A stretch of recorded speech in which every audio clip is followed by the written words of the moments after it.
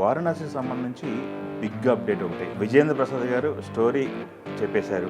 రాముడికి కుంభకర్ణుడికి మధ్య యుద్ధం అంటారు. ఆంజనేయుడు తోక కనిపిస్తుంది కదా, తోక మీద రథం వస్తుంది కదా.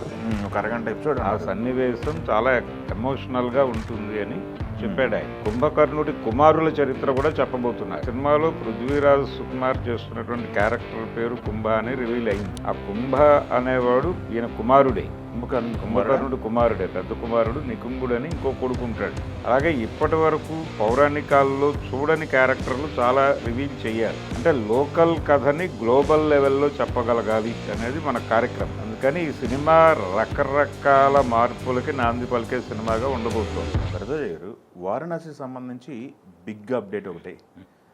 విజేంద్ర ప్రసాద్ గారు స్టోరీ చెప్పేశారు. స్టోరీ చెప్పడు ఆయన, జస్ట్ సినిమాలో కొన్ని ఎలిమెంట్స్ అలా రివీల్ చేస్తూ ఉంటాడు. అదే నిన్న ఒక ఎలిమెంట్ బయట పెట్టాడు అని చెప్పేసి ఒక అరగంట సంబంధించిన సన్నివేశాలు. అంటే ఆయన చెప్పింది ఏమిటి, కుంభకర్ణుడి పాత్ర కీలకంగా ఉండబోతోంది ఈ సినిమాలో. రాముడికి కుంభకర్ణుడికి మధ్య నడిచేటువంటి సన్నివేశం పర్టికులర్గా యుద్ధ సన్నివేశం అది. ఒక అరగంట ఎపిసోడ్. ఆ సన్నివేశం చాలా ఎమోషనల్గా ఉంటుంది అని చెప్పాడు ఆయన. నిజానికి అంతకంటే ఎమోషన్ ఏంటంటే, ఈ రామాయణంలో ఇప్పటివరకు వచ్చిన తెర మీద మనం చూసిన చాలా రామాయణాల్లో కనిపించని పాత్రలు చాలా ఉన్నాయి. ఓకే. రామాయణం లోపలే అందులో కొన్ని క్యారెక్టర్స్ని బయటకు తీసుకొచ్చి కొత్తగా పరిచయం చేసే ప్రయత్నం చేస్తున్నారు. అందుకోసం పరిశోధన జరిపారు వీళ్ళు. అంటే ఇప్పటివరకు తెలిసిన పాత్రలు మాత్రమే. ఇప్పుడు కుంభకర్ణుడు అన్నాడు కానీ ఆయన కుంభకర్ణుడి గురించి మాత్రమే చెప్పరు. కుంభకర్ణుడి గురించి చాలా సినిమాల్లో డిస్కషన్ నడిచింది. కానీ ఈ సినిమాలో పర్టికులర్గా వీళ్ళు కుంభకర్ణుడి కుమారుల చరిత్ర కూడా చెప్పబోతున్నారు. అవునా? ఓకే. అది ఇంతకు ముందు ఒక చోట సూచనప్రాయంగా చెప్పాడు ఆయన. చెప్పి ఈ సినిమాలో పృథ్వీరాజ్ సుకుమార్ చేస్తున్నటువంటి క్యారెక్టర్ పేరు కుంభ అని రివీల్ అయింది. అవునవును.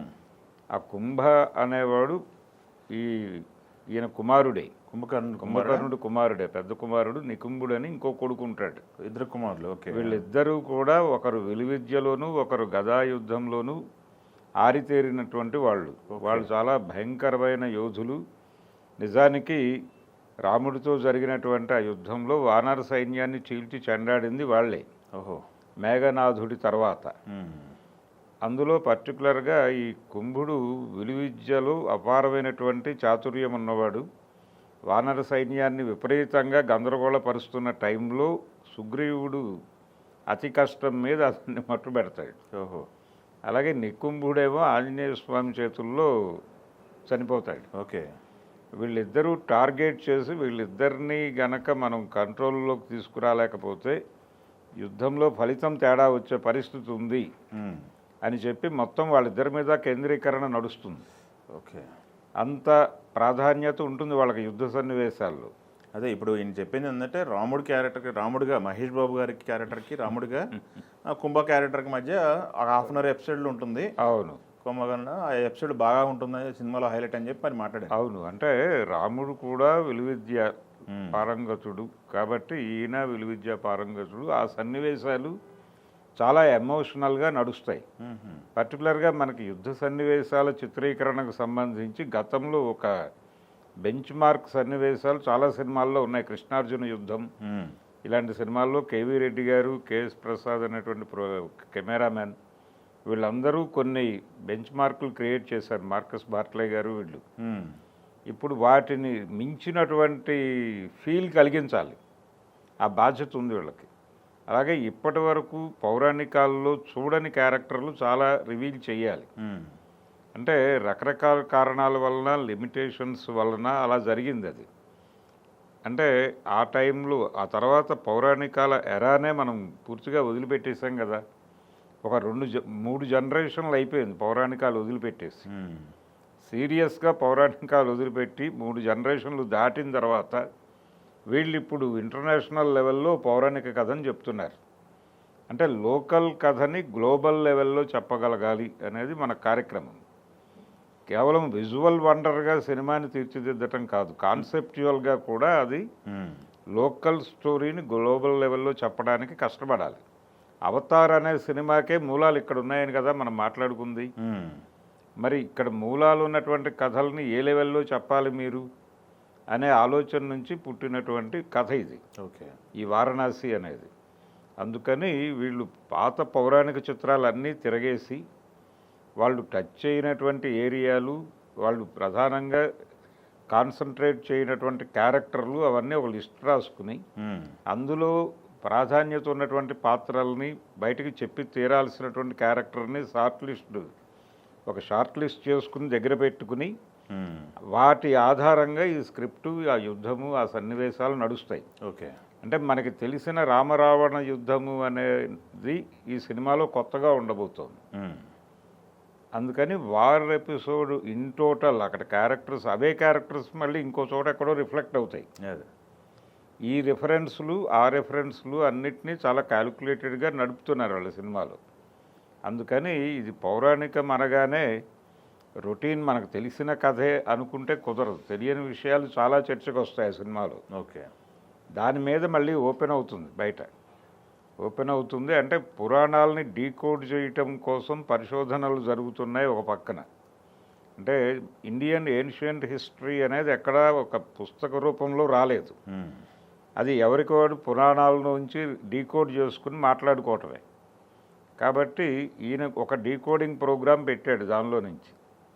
ఆ డీకోడింగ్ ప్రోగ్రాంలో వీరి కథకి, వీళ్ళ నేరేటివ్ స్టైల్కి అవసరమైనటువంటి చాలా క్యారెక్టర్లు, కొత్త పాత్రలు వస్తాయి. ఈ పాత్రల మీద పరిశోధనలు జరుగుతాయి బయట సినిమా వచ్చిన తర్వాత.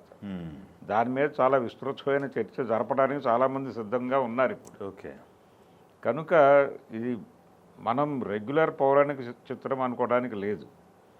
ఇది అంటే దాన్ని నిడివి ఎంత అనేది కూడా ఒక చర్చ. ఇది ఒక భాగంలో చెప్పగలరా ఇన్ని విషయాలు అనేది కూడా ఒక డౌట్.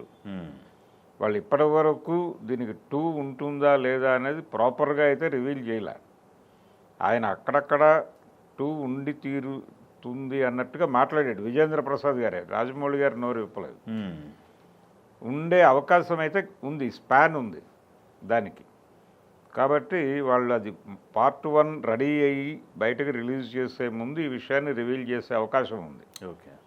సో వీళ్ళు తెర మీద రొటీన్ పౌరాణికం చూపించట్లేదు. అదొకటన్నా బిజినెస్ కూడా వేరే లెవెల్లో చేస్తున్నారని చెప్పేసి. లేదు, అదొక బెంచ్ మార్క్ ప్రోగ్రామ్ కదా. వాళ్ళు ప్రపంచ భాషలన్నిటిలోకి సినిమాని తీసుకెడుతున్నారు. అంటే ఇప్పుడు ప్రాంతీయ చిత్రాలు లేకపోతే భాషా చిత్రాలు ఇలాంటివి ఉండవు. ఇక Telugu cinema, Malayalam cinema, Hindi cinema ఇవేవి ఉండవు. అదే భాషలకు సంబంధించినటువంటి అడ్డుగోడలన్నీ బద్దలు కొట్టేసి ఇండియన్ సినిమా వరల్డ్ సినిమానే. అంటే 3 జానర్లు. అదే ఇండియా నుంచి వస్తుంది కాబట్టి ఇండియన్ సినిమా అని అనుకుంటారు. Indian cinema targeting global market అనేటువంటి పద్ధతిలో చూడాలి. అందుకని ఇప్పుడు ఇండియన్ సినిమా అంటే అది 3 విభాగాలుగా ఉంటుంది.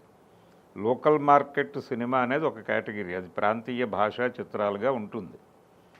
అలాగే నేషనల్ మార్కెట్ సినిమా, అది పాన్ ఇండియా అంటున్నాం మనం. పాన్ ఇండియా సినిమా ఉంటుంది, గ్లోబల్ సినిమా ఉంటుంది, అంతే 3 విభాగాలు. ఓకే. ఇప్పుడు ఈ వారణాసితో ఆయన ఒక బెంచ్ మార్క్ క్రియేట్ చేస్తాడు వసూళ్ల పరంగా. అది చూసిన తర్వాత ప్రతి హీరో కూడా గ్లోబల్ సినిమాయే కావాలంటారు. ఓకే. ఈ పరుగులోకి వెళ్ళాలి. ఇప్పుడు పాన్ ఇండియా కథలు వండటానికి మన ప్రయత్నాలు జరుగుతున్నాయి. ఈ ప్రయత్నాలు కొన్ని సందర్భాల్లో వర్కౌట్ అవుతున్నాయి, కొన్నిసార్లు అంటే మనం ఎగబాకలేక కిందకు జారటం ఇలాంటి సందర్భాలు కూడా యాక్సెప్ట్ చేయాలి. అద్భుతమైన విజయాలు సాధించాం, కొన్నిసార్లు దెబ్బలు కూడా తిన్నాం. అదే దానికి సంబంధించి ఇంకా పాన్ ఇండియా మార్కెట్ స్థిరీకరణ చేసుకునే పనిలో ఉన్నారు అందరూ. ఈ టైంలో ఆయన గ్లోబల్ మార్కెట్ ఓపెన్ చేస్తున్నాడు. దాంతో ఎంత రిస్క్ అవుతుంది వీళ్ళకి ఈ పరుగు పందెంలో. ఓకే. ఈ డైరెక్టర్లందరూ ఇప్పుడు మళ్ళీ మరింత మేధోమథనం జరపాల్సిన పరిస్థితి. మ్యాచ్ చేయాలని ట్రై చేస్తుంటారు, తప్పదు. ఓకే. ఇప్పుడు ప్రెజర్ హీరోల వైపు నుంచి మొదలవుతుంది. పాన్ ఇండియా మార్కెట్ కూడా అక్కడి నుంచే మొదలైంది. దీంతో ఏం జరిగింది, ప్రొడ్యూసర్ అనేవాడు అంటే సినిమాల మీద కాన్సన్ట్రేషన్తో, ప్యాషన్తో వచ్చిన సినిమాలు తీసే ప్రొడ్యూసర్ల బదులు చాలామంది ఇండస్ట్రియల్ పీపుల్ వచ్చేస్తున్నారు. పైగా ఒక ఆఫీస్ పెట్టి కథలు తయారు చేసుకుని ప్రొడ్యూసర్ నుంచి మొదలవట్లే అప్రోచ్. ఇప్పుడు డైరెక్టర్లు, హీరోలు కలిసి ఒక సబ్జెక్ట్ ఓకే చేసుకున్న తర్వాత ప్రొడ్యూసర్ వస్తున్నాడు. ఇలా మారిపోయింది. కాంబినేషన్ బిజినెస్లో లెక్కలు. చివరి పాత్రగా ప్రొడ్యూసర్ ఎంటర్ అవుతున్నాడు ప్రాజెక్టులోకి. ఇదొక విచిత్రమైన స్టైలు. ఇప్పుడు గ్లోబల్ ఏరియాలో సినిమా ఓపెన్ అయిపోయిన తర్వాత ఇందులో ఈ స్ట్రక్చర్లో కూడా ఇంకా మార్పులు రావచ్చు. ఓకే. అందుకని ఈ సినిమా రకరకాల మార్పులకి నాంది పలికే సినిమాగా ఉండబోతోంది. ప్రకంపన సృష్టిస్తుంది అంటారు అన్ని విధాలుగాను. Okay, thank you. Telugu one